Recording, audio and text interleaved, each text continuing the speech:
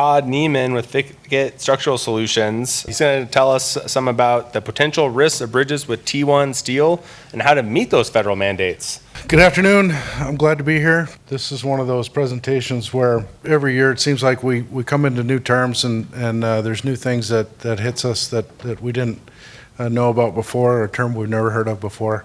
And I think this kind of falls into that category. My task today is to give you some information about what this business is of T1 steel that you've heard about, whether or not you've been directly involved with it or if it's been something that has been discussed in your office. I just want to shed some light on that and provide some understanding. So that's my goal today. So my name is Todd Niemann. I do work for Fickett Structural Solutions. We're a firm that is based in the Midwest. We also have an office out here in the PNW.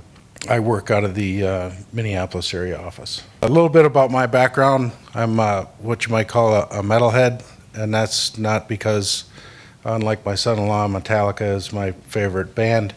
It's because all things metal kind of float around in my head all the time, every day. My background is in welding engineering. My PE is in metallurgical engineering.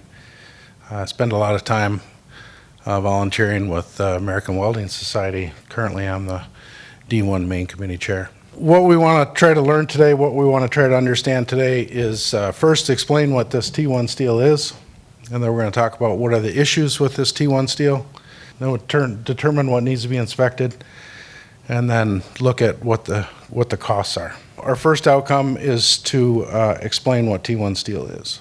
So just as a bit of a question, a polling question, you don't necessarily have to answer this. T1 steel is brittle steel that leads to cracking. Does anybody want to admit that they might have heard that or heard that suggested? Think that's true? Well, the reality is that that is the myth. Very common understanding, commonly said, but that's really not what is important to understand. So a little bit more about what T1 steel is. T1 steel this says it was originally developed in 59 by U.S. Steel. U.S. Steel is now what we know as ArcelorMittal. That bullet is not completely accurate. 1959 is the first known usage of this steel in bridges. So bear that in mind. ASTM A514 is the ASTM designation for this steel. So the T1 is just a trademark name from U.S. Steel. It's not any part of the ASTM. It's like Kleenex says to tissue. T1 is kind of what everyone references when talking about this steel. So it's been around a long time. If you're involved with steel bridges, you know that we have 36,000 KSI steel that we use today. We have 50,000 KSI steel. We have 70. And we have 100, and the 100 class steel that we use today is this same steel. It's still A514. It's not obsolete. It's still around. Not used in a tremendous amount of applications, but occasionally on some certain structures it is used. So there were other steel makers that did produce steel to this ASTM specification. A lot of times we see that referenced as T1 without the hyphen, because hyphen is part of the trademark. Important thing to understand that this is the 100 KSI steel. It's not any other strength grade. If it is 100 KSI plate steel, it's this A514, or otherwise known as T1. Generally, where we see these higher strength steels used is if you can double the strength, you can lighten the weight. You can use half the section. So that's kind of how that goes. So the incentive is to be able to lighten the weight of the structure by using higher strength. So the issues with T1 steel. Why is this something we're talking about? So in May of 2021, some of you may have recall hearing about a fracture in a bridge in the Memphis area. It was a fracture that happened in a tie girder, and those issues were specific to T1 steel because that tie girder was made from that material. Contrary to the question I asked earlier about whether or not the issue is because the steel is brittle and subject to cracking, the issue has nothing to do with the steel. The issue has to do with the welds. It has nothing to do with the steel itself. So that's the important takeaway, understanding what the issues are with the steel. Now, why do we have problems with the welds? We could debate about that, and people in the welding industry would debate about that.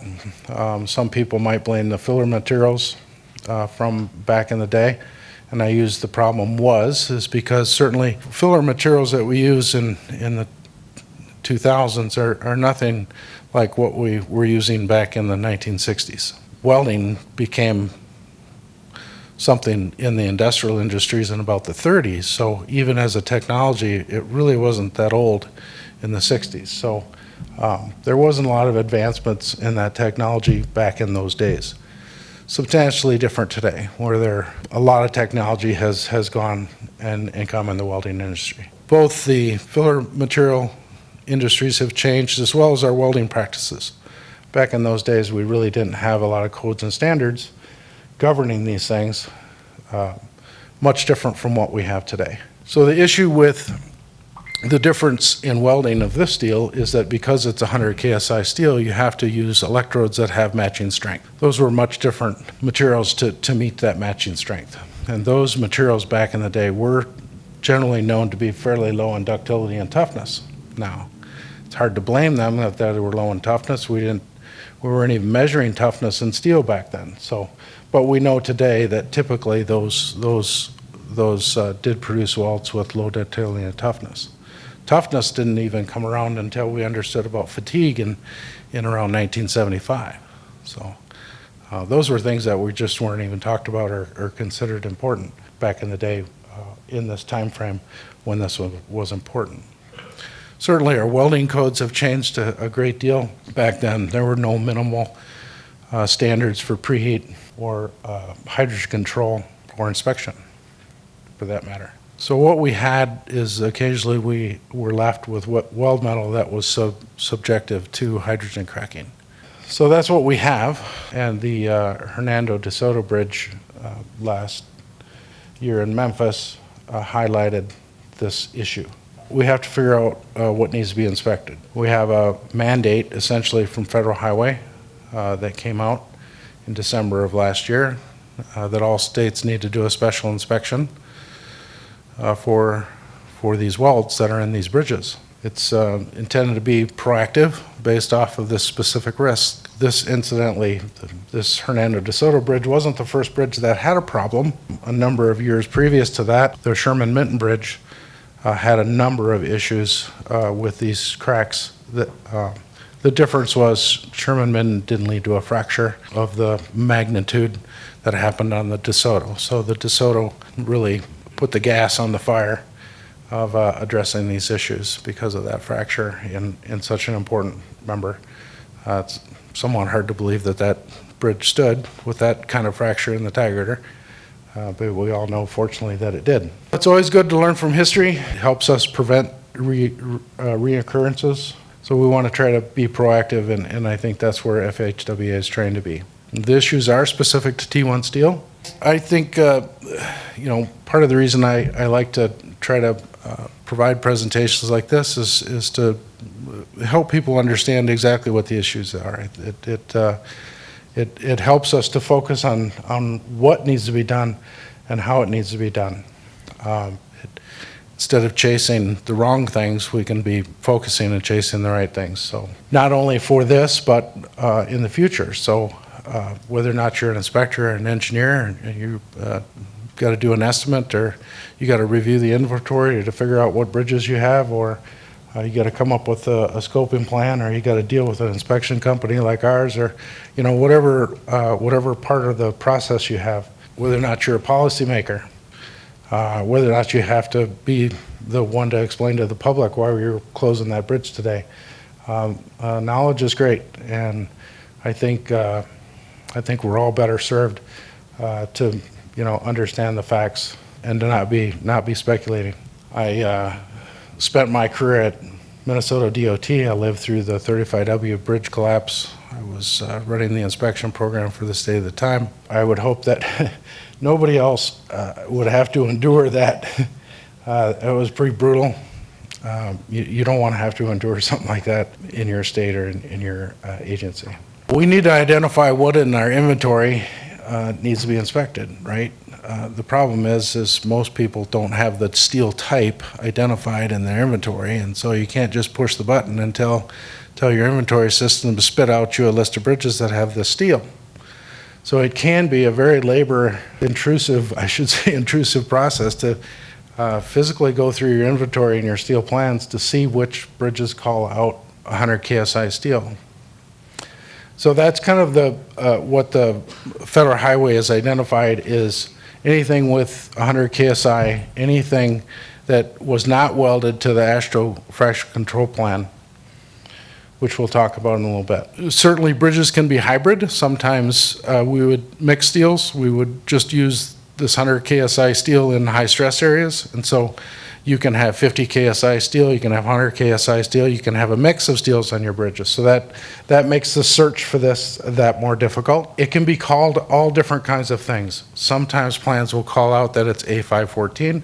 I've seen it called out as quench tempered steel. I've seen it called out as grade 100 steel. High strength steel, it can be labeled and listed as a number of things. It's not always called T1 or it's not always called A514. The colloquial names that it was given sometimes is not consistent on your bridge plans. The fact that it's a welded 100 KSI steel is what's important. Doesn't matter if it's bolted, doesn't matter if it's riveted, it needs to be welded for it to be a problem because the welds are the problem, right? So we have about a 20-year scope in our inventory timeline, and it starts in 1959 when we know that from our understanding is the first bridges were built with T1. And then it ends at when AASHTO put out the fracture control plan in 1978. Now you may not be familiar with what that document is, but that document was a guideline that was put out by AASHTO that addressed some welding concerns and some welding practices. It addressed practices like preheat, hydrogen control, and weld inspection for fracture critical members.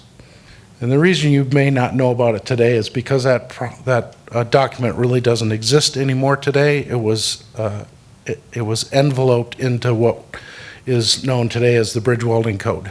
It is basically what Chapter 12 of the Bridge Welding Code is the old AASHTO fracture control plan.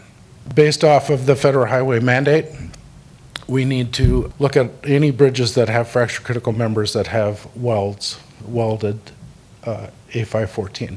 We have found that some states and agencies looking for this, they may not have plans, they may have limited information, they may not know where their welds are, they may not have shop drawings, they may have plans but not shop drawings, don't know where welds are. The industry is looking at a technology called eddy current that can be very helpful in locating the welds.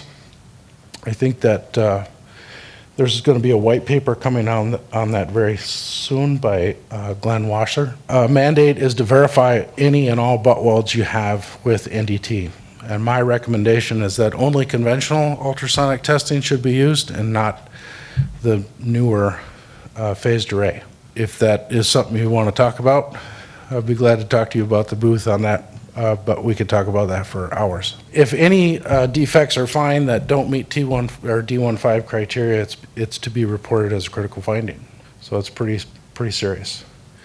What does the cost look like? The cost, what we found is that most states are really underestimating what this is going to cost. It's turning out that it's quite a bit more than traditional bridge inspections, whether or not they're routine inspections or fracture critical inspections. And there's a number of factors involved with that. There's quite a bit of time in completing this. There can be the cost of identifying and locating the welds. There's certainly a lot of access equipment needs. There's also paint removal and replacement. Paint has to be removed in order to do a proper inspection on these welds. So paint company has to be involved, strip 12 inches on each side of the weld, and then it's got to come back and be repainted after the inspection is done. So, and then there's certainly a lot of traffic control that can happen. So what we have found is that the cost can range from $2,500 to $6,500 a weld, with an average cost of about $3,500 per weld. So we've had states that are estimating this significantly less than that, and then they've got budgetary problems when they get ready to try to get this work done, to accomplish the federal mandate. And then it's also good to plan that 10% of your welds are probably going to need to be repaired after this is all done. So there's a number of things that you can look at that affect these costs. Certainly location can be a cost factor. If it's a very rural, not a lot of access. There's a lot of economy of scale. So if you got a bridge with 20 welds in it, that's out in the middle of nowhere, that one's going to be expensive. If you've got a couple of bridges that have 600 welds on them, which we've seen that are right there together, you're probably going to be on the lower end of it because there's a lot of economy of scale. What your traffic control needs to be, if you can have permanent lane closures, whether or not you have temporary lane closures and crews can only be working from 9 to 4, those kind of things play significantly into the cost impacts. Your paint specifications come back into play. What's going to be required to repaint can certainly be a factor in the cost. And availability. My recommendation is that you find companies that have experience and qualifications to working to the AWS bridge welding code. There's a lot of NDT companies that are used to doing tank work and boiler and pressure work and pipeline work, and they're not really experienced in the bridge world. That can also be a limiting factor. Just in review, my goal today here was to explain what T1 steel is, and I think we've identified that as A514, 100 KSI steel. Identify specifically what are the issues with the steel, and that the problems are the welds, hydrogen cracking in the welds specifically. And as we know, if we have existing cracks, the risk and the fear there is that can lead to crack growth and eventually failure. So that they need to be addressed if they exist. What needs to be inspected? We have anything that is 100 KSI that's welded, that was built without using or before the fracture control plan, the 1978 fracture control plan. All welds are to be reviewed and inspected to meet current D15 criteria, acceptance criteria. And that costs are not inexpensive, and the average cost can be about $3,500 a weld. That's it for me. I'd be glad to address any questions if you have any. Yeah. The preceding was produced by the National Center for Pavement Preservation. More information can be found on the web at pavementpreservation.org. Additional support provided by Michigan State University.